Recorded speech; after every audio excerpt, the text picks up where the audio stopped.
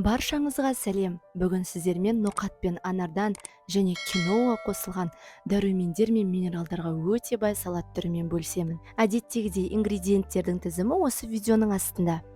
Ең алдымен сотейникке суымызды құйып, бұрқылдаған кезінде киноамызды саламыз. Қақпағын жауып, төмен отта 15-20 минут қайнатамыз. Достар, киноаны бүгінгі уақытта кез келген супермаркеттен таба аласыз. Және киноаны рационға қосуды әдетке айналдырыңыздар.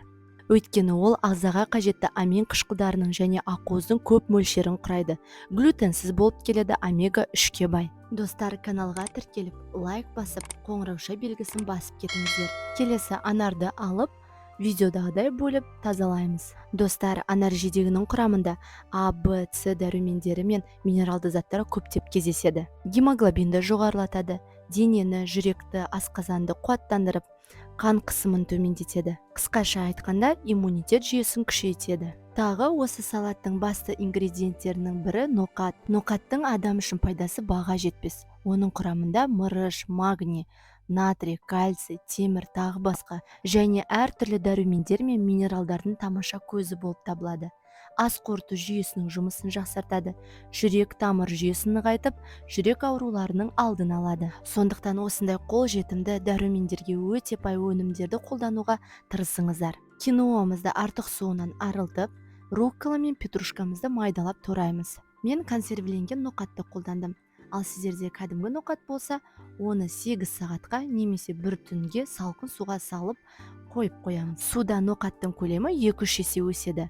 Келесі күні суын төгіп, қазанда 1 сағаттай баяу отта қайнатамыз. Сонда ноқатымыз дайын болады. Бір сарымсақты тазалап, майдалап турап аламыз. Және жарты лимонның сығындысын дайындап алу керек. Енді барлық ингредиенттерді шұңғыл ыдысқа салып араластырамыз. Руккола мен петрушка, үстінен сарымсақ, киноа, ноқат және анар, дәміне қарай тұз, лимон сығындысы, зәйтүн майы және кунжутты сеуіп жақсылап араластырамыз.